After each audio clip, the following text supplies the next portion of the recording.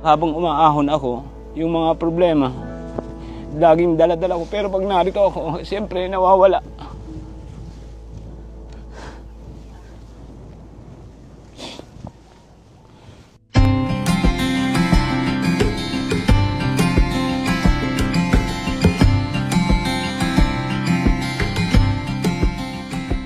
Bago po ako naging trail guide, ako po ay sumabak muna sa mga pangkaraniwang paghahanap buhay gaya po ng pagkokopras, pagkukuha ng mga bunga ng mga halaman gaya ng abukado. So sinapit po, medyo po mahirap kasi bago po maging pera, kailangan po muna ng lakas para matapos yung mga gawain gaya ng paghahakot ng mga niyog. Dito pa po kinukuha sa daan, dadalhin pa po sa kalsada para maibiyahe. Noon pa po mano-mano ang ginagamit namin kasi wala pa pong jeep. Madalang pa po ang sasakyan. Noon po ang pangarap po talaga makatapos, kaya lang hindi po natuloy kasi nagkasunod-sunod po, namatay yung ina ko, namatay yung tatay ko. Siyempre nawala po ang pansuporta. Nawala po ako sa pagpapasok kasi nawala po yung scholarship ko sa Batangas kasi napabayaanan ko dahil nung matinding pagkamatay ng magulang ko. Sunod-sunod po kasi sila ang pagitan ng 4 na buwan. Opo. Kaya medyo nawala po ako sa focus kasi dinibdib ko masyado yung pagkamatay ng magulang ko. Doon pong una, may pumunta pong isang grupo na hindi po alaman ang daan.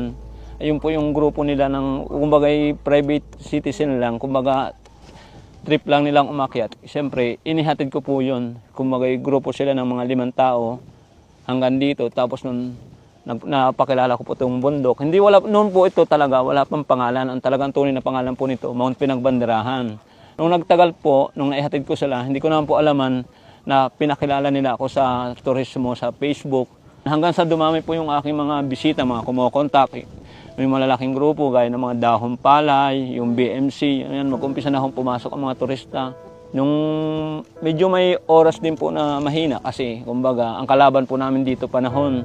Pag panahon po ng tag-ulan, simula po May to August, medyo madalang po ang turista kasi hindi po sila umaakyat ng maulan kasi maputik. Ang unang hindi ko po malilimutan nun kasi kumbaga, unang guide ko po, nakahawak agad ako ng pera na 1,000 binayad nila sa akin. Kasi nung panahon yun, malaking bagay na po sa akin yun kasi hindi ko po mapigilan eh. Malaking bagay po talaga sa akin yun kasi sa laki ng perang binigay nila sa akin, pinagpasalamat ko yun kasi yung panahon yun, hindi ko kikitain agad yun ng bigla. Opo. Kaya nun, nagpasalamat din ako sa kanila dahil simula nun, dumami na ang bisita ko. Nire-refer nila ako sa ibang grupo. Kaya pag dumarating sila, kumbaga, malaki ang pasasalamat na sinusukli ko sa kanila kasi kung hindi dahil sa kanila, hindi ako makikilala sa ganitong serbisyo. Malaki ang utang na loob ko sa grupong yun. Actually, sila po ang tumulong sa akin na magawa ng page kasi wala naman po ako panahon ng cellphone, wala akong laptop. Sila po ang gumagawa ng page ko kasi sila po ang may computer at saka may cellphone. Sa ngayon, sila nga po ang tumutulong po sa akin eh. Sila po ang nagbigay sa akin ng cellphone. Sila ang nagpo-provide sa amin pag minsan pag wala ako. Opo. Dahil po dito nakakasustento po sa anak ko sa pagpapasok. Nabibigyan ko po ng kaunting pangangailangan ng pamilya ko. Pangarap ko po talaga, mapatapos ko yung anak ko.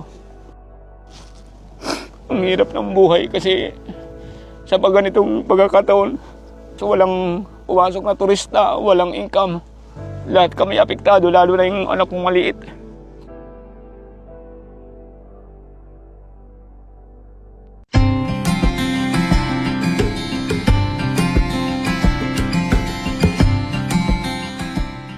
Malaking bagay ho sa bawat isa sa mamamayan ng Mabini ang turismo. Lalong-lalo na po sa akin kasi pag may nabisita ako, may income po ako, may pang-supply po ako sa anak ko. Ako po si Globert Sapunto, residente ng Barangay Ligaya, Mabini, Batangas. Ako po ay isang head guide at sometimes trail guide nang dahil po sa turismo ng Mabini, Batangas. malaking dulot ang naibigay sa akin. Nagbago po ng unti-unti ang araw-araw namin pangangailangan. Malaking tulong po ito sa aking pamilya, lalong-lalo na sa pang-araw-araw namin pamumuhay.